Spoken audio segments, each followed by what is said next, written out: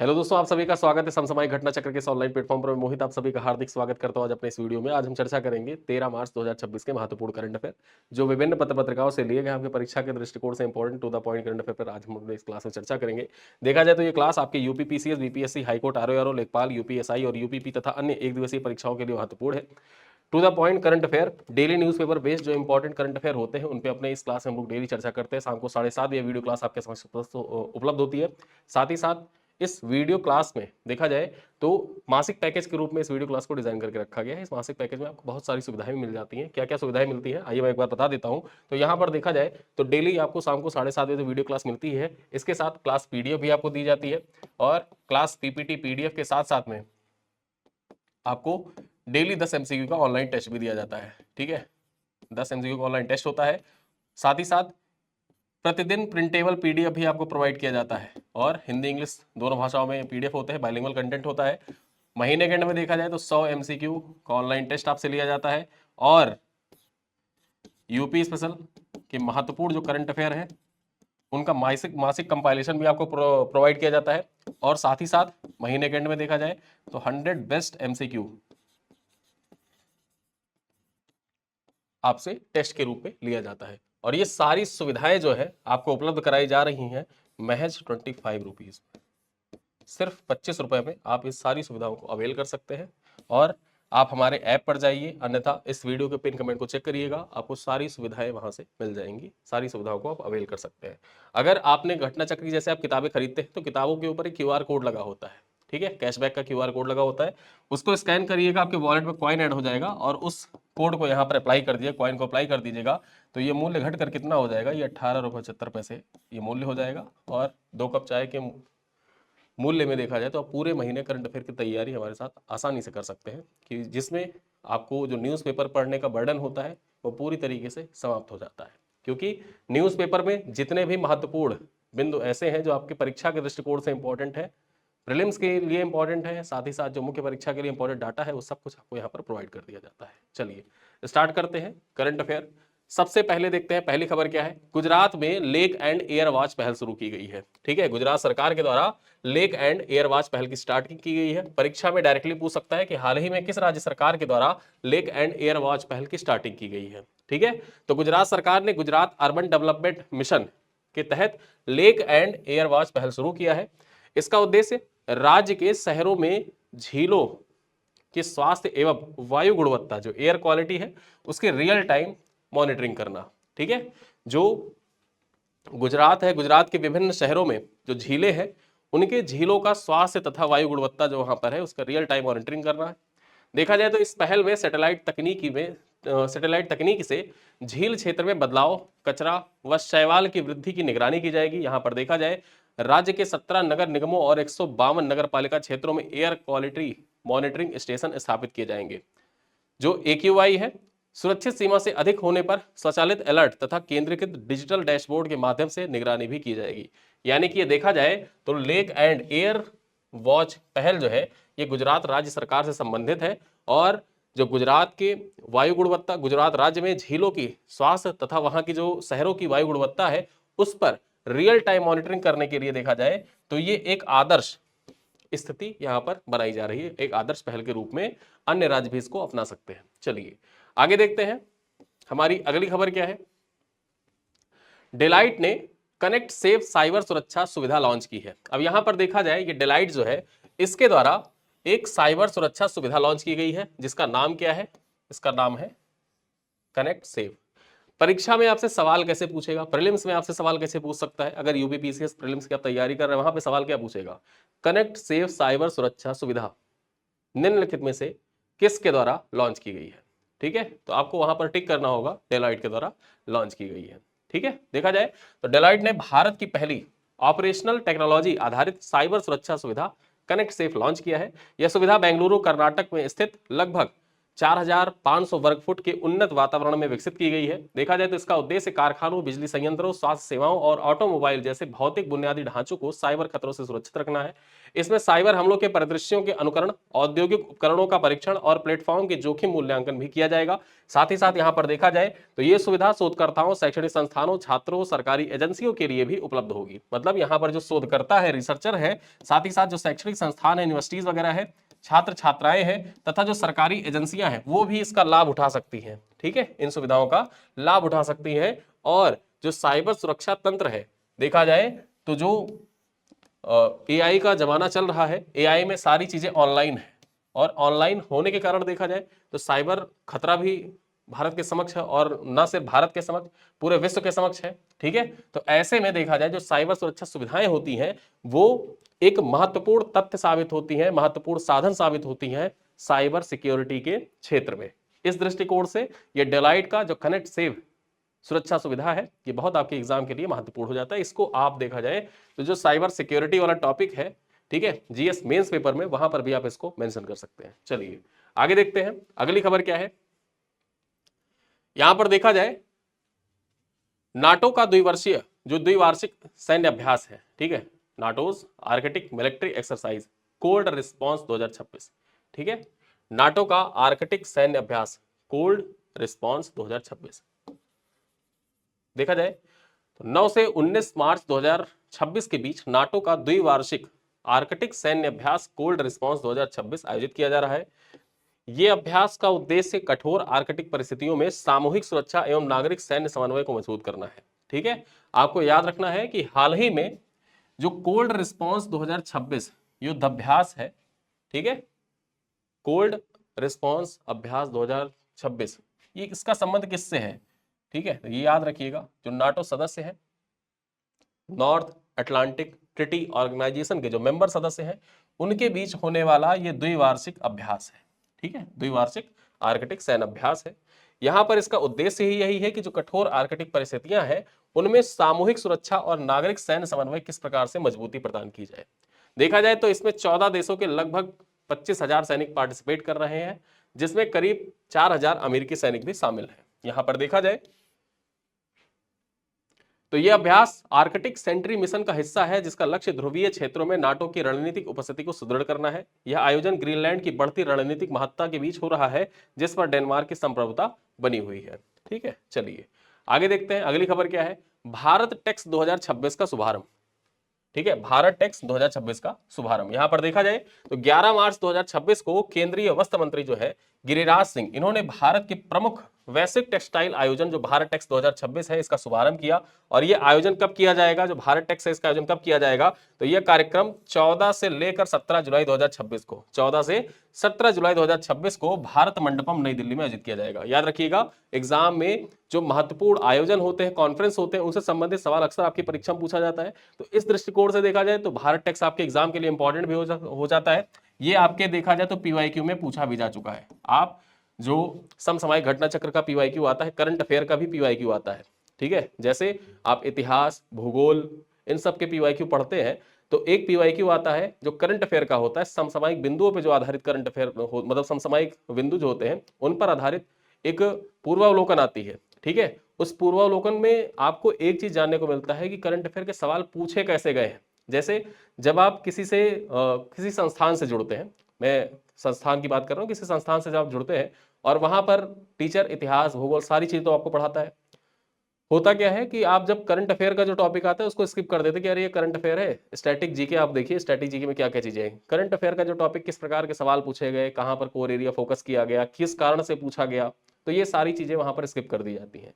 लेकिन उन सारी चीजों को समाहित करते हुए जो घटना चक्र का पूर्वावलोकन समसामयिकी का आता है उसको आप देखेंगे तो वहां पर यह भी बताया गया कि वो हाईलाइटेड टॉपिक किस कारण से पूछा गया है। ठीक है, करंट अफेयर का जो सवाल आया है वो किस प्रकार के सवाल आए हैं और किस कारण से पूछा गया, वहां पर उसको भी मेंशन करके रखा गया है। तो यहां पर देखा जाए इंपॉर्टेंट ये हो जाता है कि जितने भी पीवाईक्यू में आए हुए सवाल हैं करंट अफेयर के, वो आने वाले जो साल हैं उनके लिए भी इंपॉर्टेंट हो जाता है। ठीक है, उनके लिए भी इंपॉर्टेंट हो जाता है अगर उससे रिलेटेड कोई सवाल आता है। जैसे आरओ की परीक्षा में आया था, जो वित्तीय स्वास्थ्य सूचकांक है नीति आयोग का, पहली बार जारी हुआ था, उससे संबंधित सवाल आया था। तो अभी देखा जाए कल रिपोर्ट फिर से जारी हुई है तो हम लोग उसके बारे में फिर से चर्चा करेंगे, ठीक है, और वो आपके एग्जाम के लिए उतना ही फिर से महत्वपूर्ण हो जाएगा। चलिए देखते हैं। तो भारत टैक्स 2026 का शुभारंभ जो हुआ है, यहाँ पर देखा जाए इसका शुभारंभ तो कर दिया गया है और इसका मुख्य जो आयोजन होगा ये 14 से 17 जुलाई 2026 के बीच में भारत मंडपम नई दिल्ली में आयोजित किया जाएगा। इसका आयोजन भारत टैक्स ट्रेड फेडरेशन के द्वारा किया जा रहा है, जिसमें 11 टेक्सटाइल एक्सपोर्ट प्रमोशन काउंसिल और उद्योग संगठन सहयोग कर रहे हैं, ठीक है। यहां पर देखा जाए इसका आयोजन का उद्देश्य, इस जो आयोजन किया जाएगा इस आयोजन का उद्देश्य भारत के वैश्विक टेक्सटाइल सोर्सिंग तथा निवेश केंद्र के रूप में स्थापित करना, भारत को वैश्विक टेक्सटाइल सोर्सिंग तथा निवेश केंद्र के रूप में स्थापित करना है। देखा जाए तो यह पहल प्रधानमंत्री के F5 विजन, अब ये जो F5 विजन है इसको याद रखिए, ये F5 विजन आपके मुख्य परीक्षा के लिए महत्वपूर्ण हो जाता है, ठीक है। मुख्य परीक्षा में ये जो सब कीवर्ड होते हैं ना, इन कीवर्ड्स को यूज किया जाता है, जैसे F5 हो गया, ठीक, फिर एक पंचामृत हो गया, फिर SDG गोल हो गया, ठीक है, SDG गोल हो गया, फिर उसके बाद में देखा जाए जो मिलेनियल लक्ष्य थे वो तो अब खत्म हो गए, SDG गोल आ गए।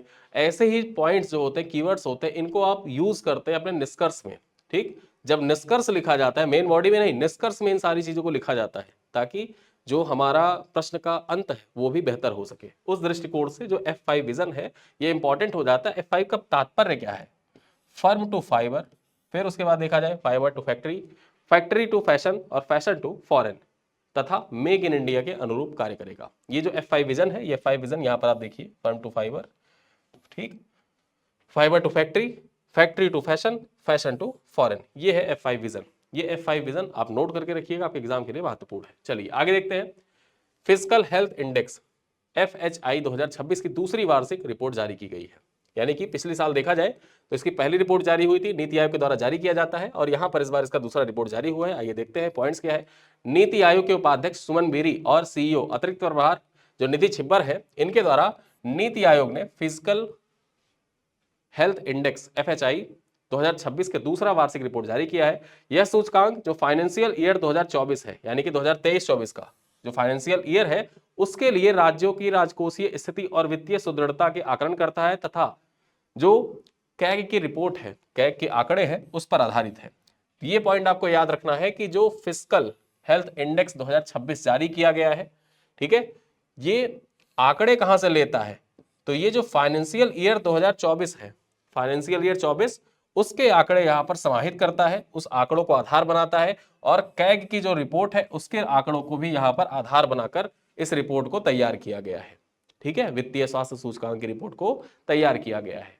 देखा जाए तो ओडिशा जो है इसने 73.1 अंक के साथ पहला स्थान प्राप्त किया है, ठीक, आपको याद रखना है पहले स्थान पर कौन, 73.1 अंक के साथ उड़ीसा पहले स्थान पर है। दूसरा स्थान किसका है, सेकंड रैंक किसका है? सेकंड रैंक है गोवा का, ठीक है, सेकंड रैंक है गोवा का। और झारखंड जो है ये 50.5 अंक के साथ तीसरे पोजीशन पर है, ठीक, थर्ड पोजीशन पर है। तो ये पॉइंट आपको याद रखना है। चलिए आगे देखते हैं। यहां पर जो फ्रंट रनर की कैटेगरी है उसमें कौन कौन से राज्य शामिल है? तो यहां पर गुजरात, महाराष्ट्र, छत्तीसगढ़, तेलंगाना, उत्तर प्रदेश और कर्नाटक सम्मिलित है। जो एस्पिरेशनल राज्य हैं, ठीक है, जो आकांक्षी राज्य हैं, उनमें देखा जाए तो पश्चिम बंगाल, केरल, आंध्र प्रदेश और पंजाब इसमें सम्मिलित है, ठीक है। अब यहां पर जो सवाल बन सकता है वो सवाल किस प्रकार से बन सकता है, आइए एक बार देख लेते हैं कि कैसे सवाल यहां पर आपसे परीक्षा में पूछा जा सकता है। तो एक सवाल देखते हैं। सवाल है, प्रश्न है यहां पर कि वित्तीय स्वास्थ्य सूचकांक 2026 के संदर्भ में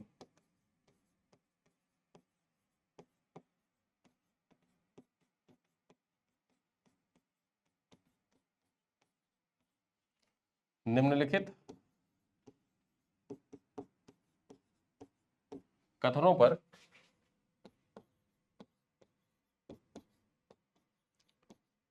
विचार करें, ठीक है। अब यहां पर कथन दिया है, पहला है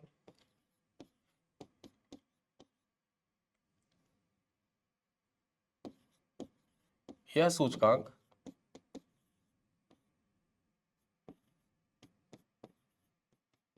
आरबीआई द्वारा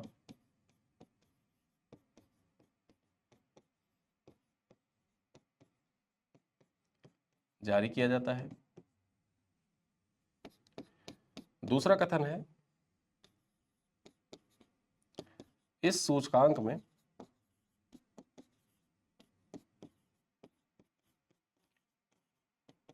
वित्त वर्ष 2024-25 के आंकड़े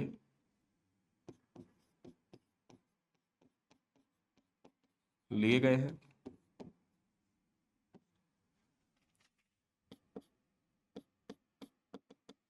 तीसरा है,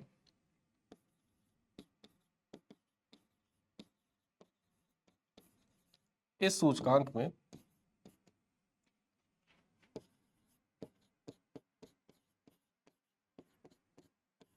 ओडिशा के बाद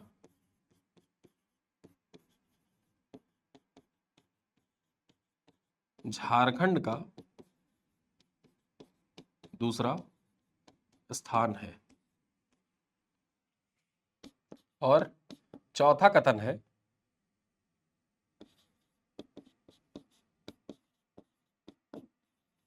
उत्तर प्रदेश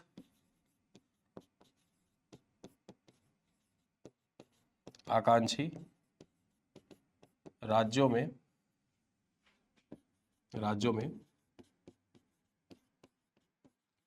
शामिल है। ठीक है, आकांक्षी राज्यों में शामिल है।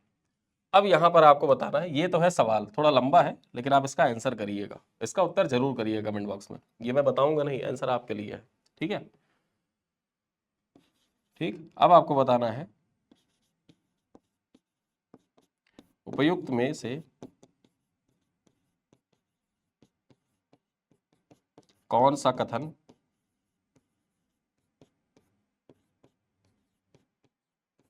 गलत है। ठीक है, ऑप्शन ए केवल 1 और 2, केवल 1 2। ऑप्शन बी है 1 2 और 3। ऑप्शन सी है केवल 1 और 4। और ऑप्शन डी है 1 2 3 4। ठीक, ये सवाल है और ये सवाल मैं छोड़कर जा रहा हूं, इतना लंबा मैंने लिखा है तो इसका उत्तर मैं नहीं दूंगा। मैंने आपको अभी पढ़ाया और इसका आंसर देंगे आप। ये आपके परीक्षा के लिए मोस्ट इंपॉर्टेंट सवाल आप मान के चलिए। ठीक है, मोस्ट इंपॉर्टेंट सवाल आप इसको मान के चलिए। बताइए, वित्तीय स्वास्थ्य सूचकांक 2026 के संदर्भ में निम्नलिखित कथनों पर विचार करना है। यह सूचकांक आरबीआई के द्वारा जारी किया जाता है। यह सूचकांक वित्त वर्ष 2024-25 के आंकड़ों पर आधारित है। सूचकांक में उड़ीसा के बाद झारखंड दूसरे स्थान पर है। उत्तर प्रदेश आकांक्षी राज्यों में सम्मिलित है। अब आपको बताना है कौन सा कथन गलत है, इसका उत्तर कमेंट बॉक्स में दीजिएगा। चलिए आगे देखते हैं। बाल मोटापे से निपटने हेतु WHO फाउंडेशन, ये जो WHO फाउंडेशन है इसकी स्थापना 2020 में की गई थी और नोवा नॉर्डिस्क जो है इसके बीच में साझेदारी हस्ताक्षरित की गई है। ठीक है, यानी कि जो बाल मोटापा है इसे निपटने के लिए WHO फाउंडेशन और नोवो नॉर्डिस्क के बीच में साझेदारी की गई है। चलिए चर्चा करते हैं, क्या है पॉइंट।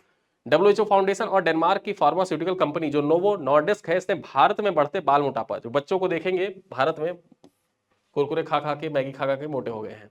ठीक है, तो बाल मोटापे से निपटने के लिए एक साझेदारी पर हस्ताक्षर किया है। देखा जाए तो इस पहल का उद्देश्य स्वास्थ्य जीवन शैली को बढ़ावा देना, प्रारंभिक जोखिम की पहचान करना तथा मोटापा रोकथाम के लिए स्कूल आधारित कार्यक्रम को लागू करना है। ठीक है, देखा जाए तो कार्यक्रम के अंतर्गत चयनित जिलों के स्कूलों में स्वास्थ्य जांच, जीवन शैली, शारीरिक गतिविधियां तथा मानसिक स्वास्थ्य सहयोग को सम्मिलित किया जाएगा। यह पहल Ayushman Bharat school health and wellness programme जो 2018 में लॉन्च किया गया था, याद रखिएगा, Ayushman Bharat school health and wellness programme कब लॉन्च किया गया था, 2018 में इसको लॉन्च किया गया था। तथा जो WHO का हेल्थ प्रमोटिंग स्कूल फ्रेमवर्क है उसके अनुरूप यहां पर इस पहल को डिजाइन किया गया है। ठीक है, और जो WHO फाउंडेशन इसकी स्थापना कब हुई थी, तो इसकी स्थापना 2020 में हुई थी और इसका मुख्यालय कहां पर है, तो जिनेवा स्विट्जरलैंड में है। चलिए आगे देखते हैं। क्राइसिल की रिपोर्ट जारी हुई है। इंडिया आउटलुक, ठीक है, क्राइसिल की इंडिया आउटलुक रिपोर्ट जारी हुई है। अब यहां पर देखा जाए जो फाइनेंशियल ईयर 2027 का है उसमें भारत की जीडीपी ग्रोथ कितनी बताई गई है, ये महत्वपूर्ण हो जाता है, यही पॉइंट आपके लिए इंपॉर्टेंट है। ठीक है, तो क्राइसिल की जो इंडिया आउटलुक रिपोर्ट है, इस रिपोर्ट के अनुसार देखा जाए तो भारत की जो जीडीपी ग्रोथ कितनी बताई गई है इस पे हम लोग चर्चा करेंगे। क्राइसिल इंटेलिजेंस ने मुंबई महाराष्ट्र में आयोजित 10वें इंडिया आउटलुक कॉन्क्लेव में इंडिया आउटलुक रिपोर्ट जारी किया है और यहां पर देखा जाए रिपोर्ट के अनुसार भारत की वास्तविक जीडीपी ग्रोथ रेट जो होगी फाइनेंशियल ईयर 2027 यानी कि 2026-27 में जो भारत की जीडीपी ग्रोथ रेट होने वाली है क्राइसिल के अनुसार वो कितना होगा, 7.1% होगा। और आरबीआई का आंकड़ा, फिर उसके बाद में देखा जाए वर्ल्ड बैंक क्या कहता है, आईएमएफ क्या कहता है, क्राइसिल क्या कहता है, ये सारी रिपोर्ट आपके एग्जाम के लिए महत्वपूर्ण हो जाती है। ठीक है, चलिए, और यहीं पर देखा जाए जो क्राइसिल है इसके द्वारा क्या कहा गया, क्राइसिल के द्वारा क्या कहा गया है, जो 2026 का फाइनेंशियल ईयर है, ठीक है, 2026 का फाइनेंशियल ईयर, इसके लिए भारत की जीडीपी ग्रोथ कितनी रहेगी, तो 7.6% रहेगी। ठीक है, चलिए आगे देखते हैं खुदरा महंगाई, जो खुदरा रिटेल इन्फ्लेशन है फाइनेंशियल ईयर 2027 में कितने रहने वाली है, फाइनेंशियल ईयर 27 में 4.3% रहने का अनुमान है, जबकि 26 में या 2.5% रहेगा। औद्योगिक जो कैप्स फाइनेंशियल ईयर 2027 से लेकर 2031 के बीच बढ़कर लगभग 9.1 लाख करोड़ रुपए प्रतिवर्ष होने का अनुमान व्यक्त किया गया है। यहां पर देखा जाए सेमीकंडक्टर, इलेक्ट्रॉनिक्स मैन्युफैक्चरिंग और जो इलेक्ट्रिक व्हीकल है तथा चार्जिंग इंफ्रास्ट्रक्चर क्षेत्रों में तेजी से वृद्धि की संभावना भी इस रिपोर्ट के अनुसार देखा जाए तो बताया गया है कि भारत में इन चीजों की संभावना बहुत तेजी से बढ़ रही है। ठीक, किसकी किसकी, सेमीकंडक्टर की, इलेक्ट्रॉनिक्स मैन्युफैक्चरिंग की, इलेक्ट्रिक व्हीकल की और चार्जिंग इंफ्रास्ट्रक्चर की। चलिए आगे देखते हैं, एशिया कप तीरंदाजी 2027 का दूसरा चरण नई दिल्ली में आयोजित होगा। एशिया कप तीरंदाजी 2027, यहां पर देखा जाए नई दिल्ली में एशिया कप आर्चरी 2027 का दूसरा चरण आयोजित किया जाएगा, जो 22 वर्षों के बाद भारत में होने वाला अंतरराष्ट्रीय तीरंदाजी आयोजन होगा। यहां पर चर्चा करें, एशिया आर्चरी कप 2026 का पहला चरण, ठीक, यह आयोजित किया जाएगा 21 से 26 मार्च 2026 को बैंकॉक थाईलैंड में, और इससे पहले एशियन आर्चरी चैंपियनशिप 2005 जो था इसका आयोजन भी मुंबई में हो चुका है। यानी कि 22 सालों के बाद देखा जाए तो 2027 में भारत में आयोजित किया जाएगा। पहला चरण तो आयोजित हो जाएगा बैंकॉक में ही, लेकिन दूसरा चरण जो होगा वो भारत में आयोजित किया जाएगा नई दिल्ली में। चलिए देखते हैं यह निर्णय वर्ल्ड आर्चरी एशिया के अध्यक्ष काजी राजीम उद्दीन अहमद जो चपोल है इनके द्वारा तथा आर्चरी एसोसिएशन ऑफ इंडिया के महासचिव वीरेंद्र सचदेवा के द्वारा बैठक के बाद ली गई है। यहां पर चर्चा करें, एशियन पैरा आर्चरी चैंपियनशिप 2026 का आयोजन कहां पर किया जाएगा। अब ये जो पैरा आर्चरी चैंपियनशिप है इसका आयोजन कहां पर होगा, ये होगा अहमदाबाद में। कहां पर, अहमदाबाद गुजरात में। तथा साउथ एशियन आर्चरी चैंपियनशिप का आयोजन कहां पर किया जाएगा, ये कोलकाता में किया जाएगा। तो इतने वेन्यू आपको याद रखने हैं कि जो एशियन पैरा आर्चरी चैंपियनशिप कहां पर होगा, अहमदाबाद में, जबकि साउथ एशियन आर्चरी चैंपियनशिप 2026 कहां पर होगा, कोलकाता में होगा। वहीं पर देखें तो जो हमारा मुख्य इवेंट है जो 22 सालों के बाद हो रहा है, एशिया कप तीरंदाजी, ये एशिया कप है, एशिया कप तीरंदाजी का दूसरा चरण नई दिल्ली में आयोजित किया जाएगा। पहला चरण कहां पर, बैंकॉक में आयोजित किया जाएगा। ठीक है, चलिए आगे देखते हैं विश्व किडनी दिवस 2026। अब ये जो विश्व किडनी दिवस है ये कब बनाया गया था, तो कल बनाया गया था 22 मार्च 2026 को। देख लेते हैं, सॉरी 12 मार्च 2026 को मनाया गया। यहां पर देखा जाए वर्ल्ड किडनी डे, जिसे हर वर्ष मार्च के दूसरे गुरुवार को मनाया जाता है। महत्वपूर्ण ये हो जाता है कि यहाँ पर इसका दिन निर्धारित नहीं कि 12 मार्च को ही मनाया जाएगा। महत्वपूर्ण ये है कि ये देखा जाए हर साल मार्च महीने का जो दूसरा गुरुवार या बृहस्पतिवार होता है उस दिन इसको मनाया जाता है। ठीक है, थीम क्या रहा, kidney health for all, caring for people, protecting for planet, ये इसका थीम था। ठीक है, आपको थीम याद रखना है, किडनी हेल्थ फॉर ऑल। चलिए आगे देखते हैं, इस दिवस का उद्देश्य किडनी रोगों के प्रति जागरूकता को बढ़ाना है, किडनी स्वास्थ्य की महत्ता को बताना तथा उपचार तक समान पहुंच सुनिश्चित करना है। यहां पर देखा जाए इंटरनेशनल सोसाइटी ऑफ नेफ्रोलॉजी तथा international federation of kidney foundation ने इस दिवस की अवधारणा शुरू की थी, और पहला जो विश्व किडनी दिवस था ये कब मनाया गया था, तो 9 मार्च 2006 को मनाया गया था। ठीक है, पहला जो विश्व किडनी दिवस है ये 9 मार्च 2006 को मनाया गया था, क्योंकि इसी दिन देखा जाए गुरुवार पड़ा था। मार्च महीने का जो दूसरा गुरुवार है वो 9 मार्च 2006 को पड़ा था, इसी वजह से देखा जाए महत्वपूर्ण हो जाता है। चलिए आगे देखते हैं, 26वां राष्ट्रमंडल विदेश मंत्रियों की बैठक में भारत की भागीदारी। अब यहां पर देखा जाए सिर्फ एक पॉइंट आपको याद रखना है कि जो 26वीं राष्ट्रमंडल विदेश मंत्रियों की बैठक थी ये कहां पर आयोजित की गई। ठीक है, तो देख लेते हैं, केंद्रीय विदेश राज्य मंत्री कीर्तिवर्धन सिंह ने लंदन में आयोजित 26वीं कॉमनवेल्थ फॉरेन मिनिस्टर्स मीटिंग में भारत का प्रतिनिधित्व किया। ये लाइन आप याद रखिए, फिर यहीं से आपके सारे पॉइंट्स मिल जाएंगे। जो आपके एग्जाम के लिए इंपॉर्टेंट 2 पॉइंट्स हैं वो आपको यहीं से मिल जाएगा। सबसे पहले तो राष्ट्रमंडल विदेश मंत्रियों की बैठक कहां पर आयोजित की गई? लंदन में। ठीक है। कौन सा संस्करण था? 26वां संस्करण था। भारत का प्रतिनिधित्व किसने किया? तो कीर्तिवर्धन सिंह ने किया था। ठीक, ये 3 पॉइंट आप याद रखिए। यहां से तीनों पॉइंट से आपके सारे डाउट्स जो हैं वो यहीं से सॉल्व हो जाएंगे। चलिए आगे देखते हैं। अगली खबर क्या है? अनंत राणा से। अनंत राणा ने full iron man New Zealand triathlon को पूरा कर इतिहास रच दिया है। 10 मार्च 2026 को भारतीय एथलीट अनंत राणा ने, यहां पर देखा जाए, टेपियो न्यूजीलैंड में आयोजित full iron man New Zealand triathlon 11 घंटे 50 मिनट में पूरा कर लिया। अब यहां पर देखा जाए जो ट्रायथलॉन होता है इसमें होता क्या है? इसमें देखा जाए 3 चरण होते हैं और 3 चरणों में क्या करना होता है? तो 3.8 किलोमीटर तैराकी करनी होती है। ठीक है। 180 किलोमीटर साइकिलिंग करनी होती है और 42 किलोमीटर की मैराथन दौड़नी होती है। ठीक है। और यहां पर देखा जाए जो अनंत राणा है ये झारखंड के जमशेदपुर के निवासी हैं और टाटा स्टील एडवेंचर्स फाउंडेशन से जुड़े हुए हैं। उन्होंने निर्धारित 17 घंटे, यानी कि जो ये 3.8 किलोमीटर तैराकी है, 180 किलोमीटर की साइकिलिंग है और 42 किलोमीटर की जो मैराथन दौड़ है, ये सब 17 घंटे में पूरा करना होता है। लेकिन इन्होंने पूरा कितने घंटे में कर लिया? 11 घंटे 50 मिनट में ही पूरा कर लिया। ठीक है, 11 घंटे 50 मिनट में ही पूरा कर लिया। चलिए देखते हैं, उनकी इस उपलब्धि को भारतीय एंड्योरेंस स्पोर्ट्स के लिए महत्वपूर्ण उपलब्धि माना जा रहा है। चलिए आगे देखते हैं। अगली खबर क्या है? गति शक्ति विश्वविद्यालय और कैपेसिटी बिल्डिंग आयोग के बीच में क्षमता निर्माण सहयोग हस्ताक्षरित हुआ है। तो 10 मार्च 2026 को गति शक्ति विश्वविद्यालय और कैपेटिव बिल्डिंग कमीशन के बीच में मेमोरेंडम ऑफ अंडरस्टैंडिंग हस्ताक्षर हुए हैं। इस अवसर पर बड़ोदरा गुजरात में sustainable financing governance and resource mobilisation विषय पर क्षेत्रीय परामर्श कार्यशाला भी आयोजित की गई। यहां पर देखा जाए कार्यशाला में पश्चिम राज्यों के 26 सिविल सर्विस ट्रेनिंग इंस्टीट्यूट के प्रतिनिधि सम्मिलित हुए। चर्चा में प्रमुख देखा जाए विषय कौन से रहे?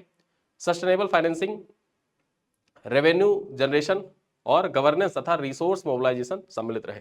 इसका उद्देश्य प्रशिक्षण संस्थानों की शैक्षणिक एवं प्रशासनिक स्वायत्तता को मजबूत करना तथा संस्थागत क्षमता निर्माण को बढ़ावा देना है। चलिए आगे देखते हैं। भारत ने textile waste value chain mapping पर रिपोर्ट जारी किया है। ठीक, तो भारत ने जो ये textile waste value chain mapping है इस पर रिपोर्ट जारी किया है। देख लेते हैं। तो 10 मार्च 2026 को केंद्रीय वस्त्र मंत्री गिरिराज सिंह ने mapping of textile waste value chain in India report Udyog Bhavan नई दिल्ली से जारी किया है। रिपोर्ट भारत में टेक्सटाइल कचरे के उत्पादन, रिकवरी और रिसाइकलिंग तकनीक तथा सर्कुलर इकोनॉमी की संभावना को व्यापक विश्लेषण प्रस्तुत करती है।